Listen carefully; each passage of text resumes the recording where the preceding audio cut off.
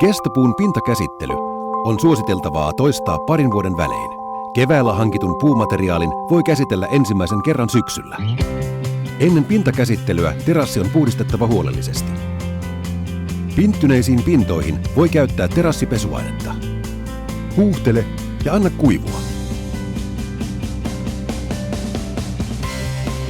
Kestopuun pintakäsittelyyn on useita eri vaihtoehtoja, kuten öljyt, puunsuojat ja maalit. Paras sää pintakäsittelylle on lämmin pilvipouta. Pintakäsittelyaine levitetään puupinnalle ruiskulla, siveltimellä tai sienellä.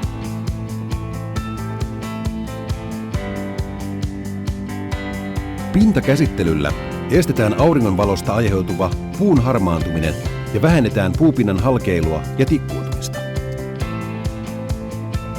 Käsittele puuta laudan suuntaisesti pitkin vedoin lauta kerrallaan. Pyyhi imeytymätön öljy puun pinnalta. Kestopuisen terassin ulkonäöstä huolehtiminen kannattaa, sillä kyllästetty puu kestää käytössä kymmeniä vuosia. Kestopuuta voi maalata. Maalaaminen sopii parhaiten pystypinnoille, kuten aitarakenteille.